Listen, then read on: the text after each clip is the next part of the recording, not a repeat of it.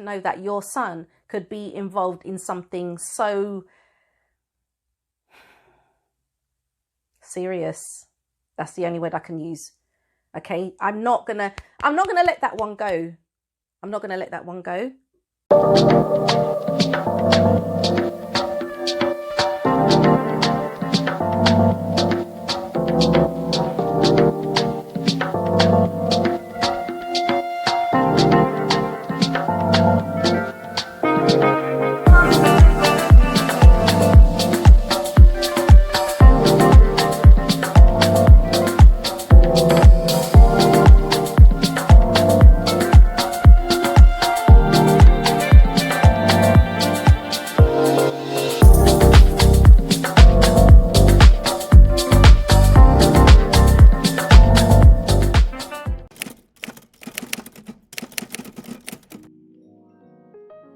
Hey guys, I hope you're all doing well and that you've had a great week. To all of my house guests, come in, make yourselves at home, make yourselves comfortable. If you're passing by and you'd like to become a house guest, don't forget to hit subscribe and activate all of your notifications. I'm Chez, this is Chez M0i. Welcome to my place.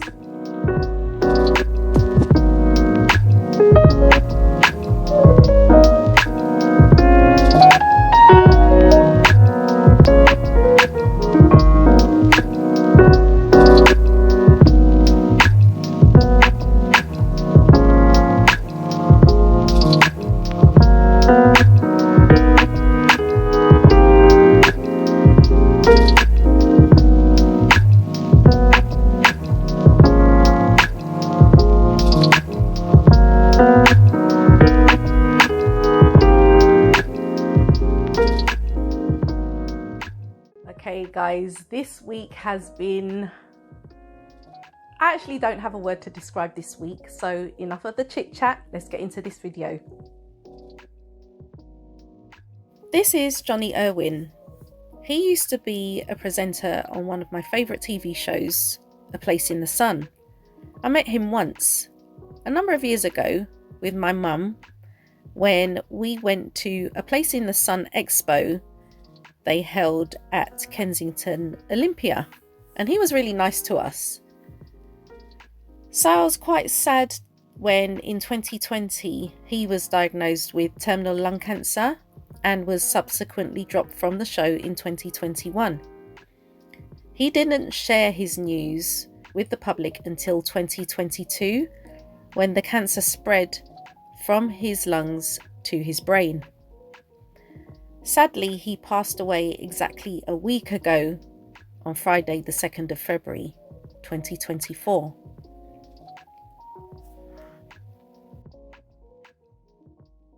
If my boys are watching this in years to come, I apologise for being overly emotional, but it's a very emotional thing to cope with, knowing I'm not with you.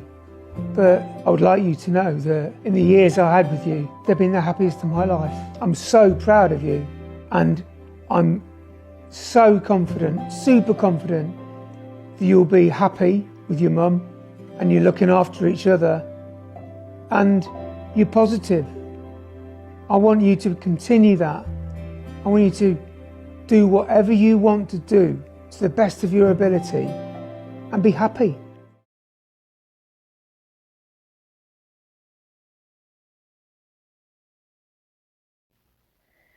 Three days later, on Monday the 5th of February, at 6 p.m, I was working on my laptop and I had the news in the background. And the way that the music came on, it was different to how it normally is. So I turned round and I saw Mary Nightingale dressed in black. Now, in my head, that implies, based on recent events, that someone has passed away. Typically, it would be a member of the royal family. However, as you know by now, this is what actually transpired. Good evening. We come on air tonight with some important news about the health of the King. Buckingham Palace has just announced that King Charles has been diagnosed with cancer. What I will say at this point is, if you or a loved one is going through a similar journey, I really do wish you the best possible outcome. I've said before that most of us don't take our cues from the royal family when living our everyday lives. But then I was reminded that the way in which I view the royal family isn't really the same as how others may view them. Our royal editor, Chris Shipp, is here, having rushed in. Listening to what Catherine says, we're used to our monarchs being apparently supernatural, aren't we? They're lasting forever, and I suppose it is, almost immortal. But he is mortal, isn't he? Yeah, I mean, kind of superhuman in a way. Superhuman, but they're not. They're all humans. But, I mean, So, Charles revealing this diagnosis has been dubbed the King Charles effect because inquiries have apparently risen significantly.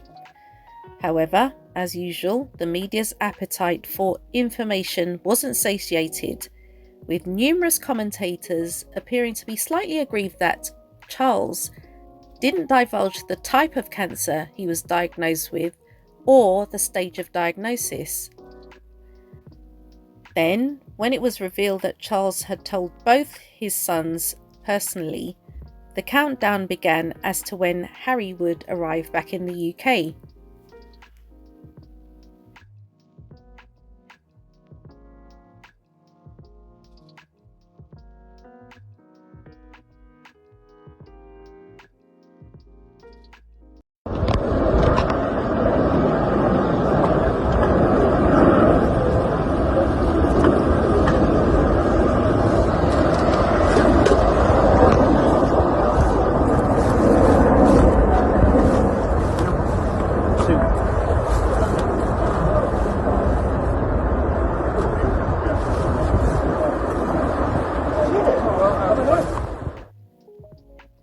Remember when I said this at the conclusion of my last video? Here, I'm going to wait for a while and see if what I think is going to happen will happen. The reason I said that is I had a feeling it wouldn't be long before Harry or Meghan, or both, would be blamed for Charles's ill health. Although when I made that statement, we didn't yet know about his cancer diagnosis. In any case, here's what this particular individual said.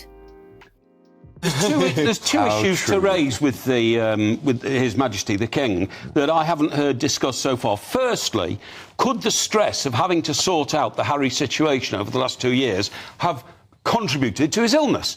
Because we know that stress does contribute to illness. Stress can give you heart attacks, stress can give you nervous conditions, and I believe if you ask top doctors, they'll say, yes, it could be responsible for at least enhancing the King's, anxiety, and that anxiety in itself might have worked its way physically. And if that wasn't enough, here's what Morgan said on his show on Talk TV called Uncensored. I mean, James, what I would do if one of my family, one of my siblings, has spent the last few years trashing the family on television, trash my wife, trash my dad's wife, trash my dad, trash my sister, and so on, I would dismember them, one limb at a time. And after I'd severed all their limbs, I would probably incinerate them. I think that's disgusting. I know, but that's what I do. Talking about King Charles, who has cancer right now. How can you be surprised? I'm the devil. That's what are you devils do. talking about here? That's what devils do. Here's my point. I mean metaphorically, right? What I mean is I would be utterly Why is this a conversation about Harry, who wrote a book a while ago that's being read by everyone? Who cares now? Well, it's not just a book, is it? Many of us know that men like this have a really hard time letting go. Their ego is so fragile. They fear rejection. They have to be included in everything, and they have to be in control because they have a superiority complex. Do you seriously mean to tell me that 7 years after his alleged drink at a pub in Kensington with Meghan, he still can't get over her? And on top of that, he wants her husband dismembered and incinerated. If you watch this video, the man didn't flinch He said what he said with his whole chest and with a straight face. This man said it with his own mouth.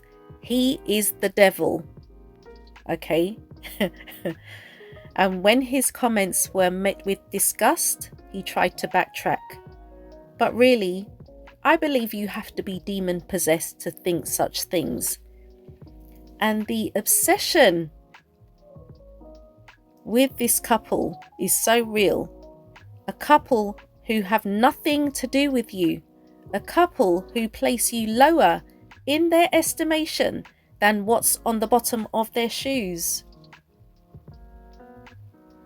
It would appear that the backlash against Morgan's comments were enough for him to no longer have his show on Talk TV. He claims that his show wasn't uncensored enough, while the general consensus seems to be that Talk TV had fired him. In any case, it looks like he wants to move his show directly onto the YouTube platform. In the meantime, good afternoon. In the last hour, Prince Harry has settled his legal claim against Mirror Group newspapers over allegations of hacking. The publishers of the Daily Mirror have agreed to pay what was described as substantial damages. The Duke of Sussex has already received one payout after suing the group for phone hacking and the unlawful use of private investigators. At the High Court today, a further payout was agreed that will also cover Harry's legal costs. Our correspondent Neil Connery has been in court for us this morning. And Neil, what have we heard today? Well, it's been a very good day at the office for the Duke of Sussex and his lawyers in this phone hacking case. Of course, we saw the Duke last night in Las Vegas at those NFL awards, but this morning the remaining parts of his claim against Mirror Group newspapers have been settled. The court heard Prince Harry had won further substantial damages, the publishers accepting an offer to settle the claim. Now, in December, Mr. Justice Fancourt said that phone hacking had been widespread and habitual at Mirror Group newspapers at the time. Prince Harry said then that that was a good day for truth and accountability. Now, in the last few minutes, we've been hearing from Prince Harry's lawyer, and this is what he had to say. Everything we said was happening at Mirror Group was in fact happening, and indeed far worse, as the court ruled in its extremely damaging judgment. As the judge has said only this morning, we have uncovered and proved the shockingly dishonest way in which the Mirror acted for so many years and then sought to conceal the truth. Well, in a statement in response, the publishers said today, where historical wrongdoing took place, we apologise unreservedly, having taken full responsibility and paid compensation. Now, Prince Harry's lawyer, David Sherborne, who we were hearing from there a minute ago, said that MGM will pay the Duke of Sussex's damages and all of the costs of his claim. So MGN will make a cost payment of around £400,000 with further costs to be assessed. Now, there are still around 100 cases still facing Mirror Group newspapers, and sources for the claimant say that MGM's legal bill for this test case alone was around £2 million.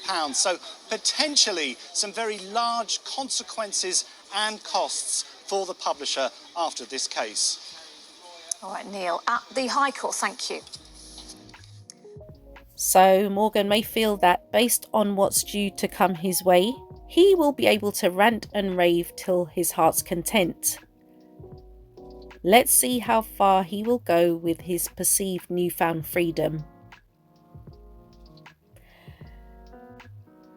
On top of all of that, Morgan is also demanding that Charles reveals what type of cancer he has. Can you imagine if some random person came up to you and demanded to know information about your medical issues? How would that make you feel? Seriously, is the way that this man behaves, is it acceptable to you in any way, shape or form? Would you describe him as a rational human being? Now, me, with my inquisitive little self, determined that there must be a medical term for this type of behaviour. And here's what I found. I came across this website, medicalnewstoday.com, and they have an article entitled "What is Obsessive Love Disorder?" According to the article, obsessive love can cause a person to fixate on loved ones as though they are an object or possession. This can be due to various reasons ranging from mental health issues to delusional disorders. Health professionals do not widely recognize obsessive love or obsessive love disorder as a mental health condition. Indeed, it is not currently listed in the Diagnostic and Statistical Manual of Mental Disorders, 5th edition. However, obsessive love can be a sign of other mental health challenges and conditions. If the person experiencing feelings of obsessive love does not receive treatment for the overall symptoms, they may have difficulty regulating these feelings. In very extreme cases, this may even trigger a person to commit acts of violence or abuse. Wow. I mean, what do you even say to that? Okay, it makes a point of saying that it's not a recognized mental health condition. But I think it's difficult to not label what the man in question seems to have. He's definitely fixated on Meghan and Harry to some degree, based on the latest shenanigans. But this fixation with Meghan goes back to their alleged drink in the pub, as I mentioned earlier in the video. A loved one. He definitely thought she was a friend by his own admission, so I guess, that could be loosely categorized as far as he's concerned. What else? This last paragraph is very interesting, where it says, in very extreme cases, this may even trigger a person to commit acts of violence or abuse. Okay, the trigger is there. You heard it from his own mouth. Even though he tried to brush it off, the comments he made about Harry, he tried to brush them off as metaphorical. But I always believe that if you've harbored something in your heart, eventually it will come out. You can see the hatred this man has for Harry right now. And there's been back and forth, according to reports, based on Harry's victory in the courts this week. Harry's made his feelings clear. Morgan has made his feelings clear. But I've said, when I've had conversations with, friends and family, whatever, about all of this, what's going on, Morgan needs to be careful, because I don't understand why he's so stressed. I don't imagine that he has a particularly healthy lifestyle. I mean, he loves to enjoy himself. Fair enough. I don't have anything against that. But all the rich food and all the fine wines and, the occasional cigar, and on top of that, you're stressing about people that really don't care about you. You've got a wife, you've got children. Chill out. Chill out. This obsessive love disorder, I mean, if we're gonna kind of put a label on it, maybe that's what it is, because it definitely is a mental health issue. It definitely is.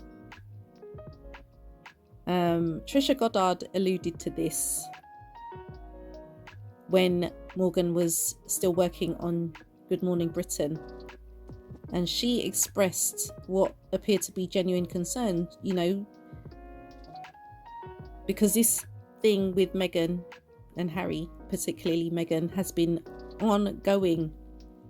And from a medical point of view, whether it's psychological or physical, he needs to be very careful.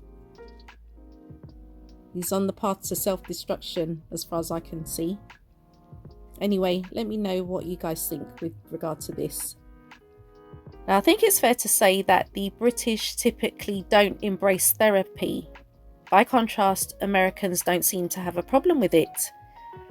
Now, Harry, by his own admission, is in therapy, or at least he has been in therapy for an extensive period of time.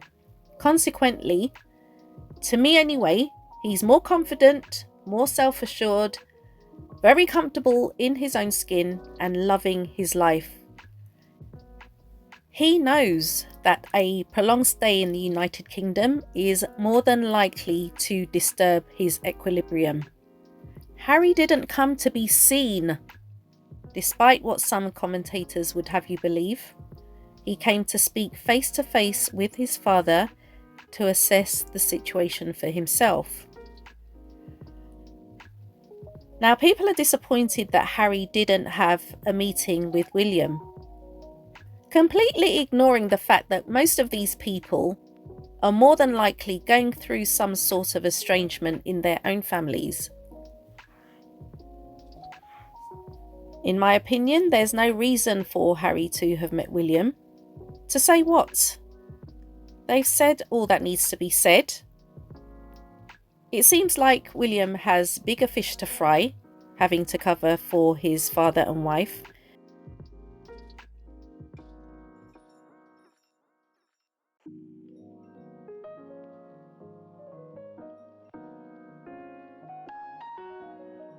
And Harry has better sense to know not to flog a dead horse, so why would he waste his precious time?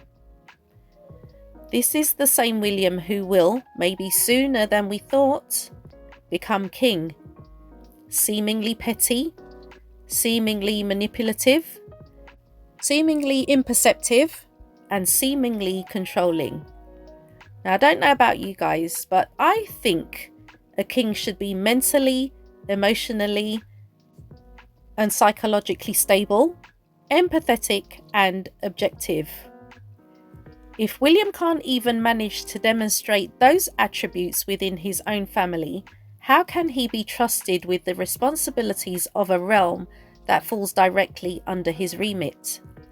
If he hopes to be even as good a monarch as his grandmother, he may need to take a few leaves out of her book, but we already know that's something he's unlikely to do.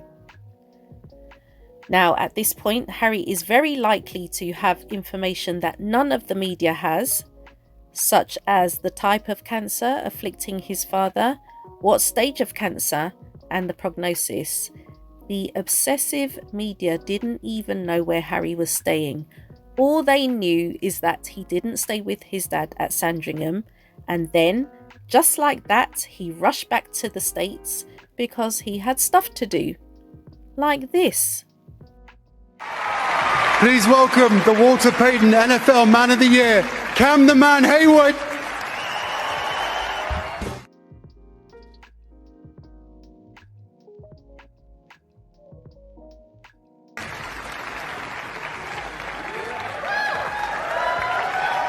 Oh, man.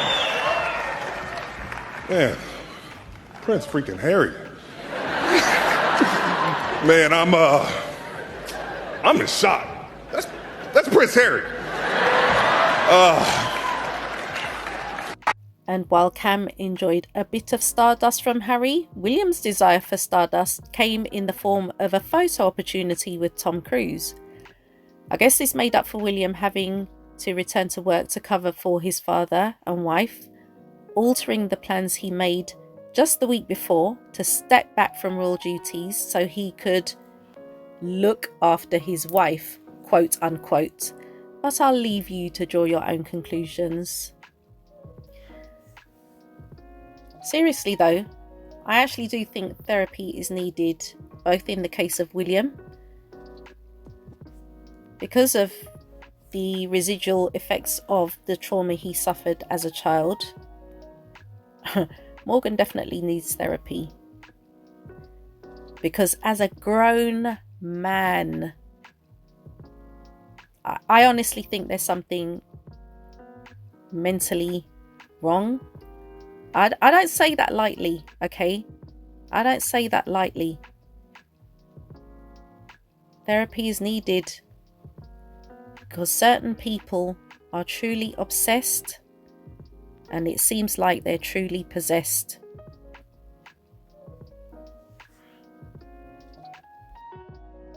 I have a few things to add at the conclusion of this video. First thing, and I don't mean to be facetious, but be careful what you wish for. Charles wanted a slimmed down monarchy. I don't think this is what he had in mind. And I get the sense that people want to kind of bury their head in the sand like an ostrich and deny that the institution is in turmoil. It's not going smoothly. I think it's fair to say that 2024 has not been the best start for the royal family. Unanswered questions, cover-ups as usual. We should be used to that by now. And speaking of cover-ups, I want to go back to the guy from GB News who basically said that Harry and Meghan, they were effectively the catalyst for Charles's present health condition. So if you're going to apply that logic to that situation, would you also make room for the probability that the same applies to Queen Elizabeth and her condition? Because from what I understand, she was diagnosed, well, they revealed later that she had bone cancer.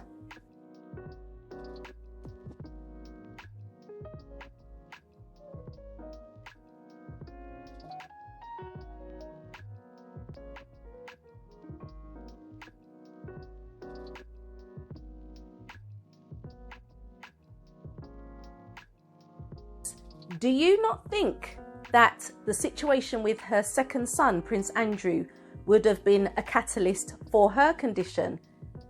And that's what I keep saying in these videos. If you're going to apply all of this nonsense to Harry and Meghan, apply it to the other members of the family as well, as applicable. Okay? You want to blame Harry for his father's latest health condition? Take into consideration what Prince Andrew's actions. This was supposed to be her favourite son, okay, Queen Elizabeth. Andrew was supposed to be the Queen's favourite son. So can you imagine how devastating it was, how humiliating it was for her as his mother, as the head of the monarchy, as the matriarch, to know that your son could be involved in something so serious. That's the only word I can use. Okay, so if you're going to say that Harry exacerbated King Charles's condition, say the same about Andrew and what he did to his mother. Okay, I'm not gonna let that one go. I'm not gonna let that one go. And while the media still continues its obsession, its relentless obsession with Harry and Meghan, and demon-possessed mouths are still talking, my question is, what are they trying to divert our attention from with all of this? What are they trying to divert our attention from? We already know that Kate is not going to surface for 9 months now, apparently. Don't know what William's doing. He doesn't look good. We know what King Charles has to face. He's got a journey ahead of him. I mean, Harry and Meghan, they don't live here. They don't live here. Stop trying to tag everything that goes wrong with the royal family. Stop trying to attach it to them. It's like this, and I don't want to use this term. I don't like to use this term, but I can't find another term to use. We live in a schizophrenic society. Very unpredictable. Because I guarantee you, if Harry had decided he was not going to come and see his dad, the media would have been in an uproar. They would have been in a frenzy. Okay. And there was a thumbnail that I'd shown earlier in the video where Tom Bowers and Morgan, they basically saying that Harry only came for attention. What do you mean he only came for attention? He came to visit his dad. Whether it was 30 minutes or 45 minutes, it's irrelevant. The fact that he got on a plane to come, he still loves his dad. That's his dad. That's his only living parent. That's his only remaining parent. Okay. Whatever's happened between them, that is still his dad. And I have a feeling they speak more regularly than we know, because the media always want to create this division. And this level of toxicity increases day after day after day after day. And sometimes I think what we're surrounded by, it's no wonder that people go through health challenges because of the toxicity of the culture that we live in. Guys, if your thoughts were provoked in any way, don't forget to give this video a thumbs up. And if you haven't yet become a house guest, don't forget to hit subscribe and activate all of your notifications. Before I go, I want to wish my daughter, a happy 21st birthday. I always say that she is my Valentine's gift. Okay, her birthday is in a few days. And Nat, I love you so much. Have a wonderful birthday. I'm sorry I'm not going to get to spend it with you, but we will catch up soon. Yeah, I love you so much. And you know what you mean to me. So I just wanted to take this opportunity to wish her a happy 21st birthday. I wish you everything that you wish for yourself. And I will speak to you very soon. So guys, with that said, I'm going to wrap up the video now. I'd like to take this opportunity to thank you guys so much for watching. Enjoy the rest of your day, and you shall catch me in the next video.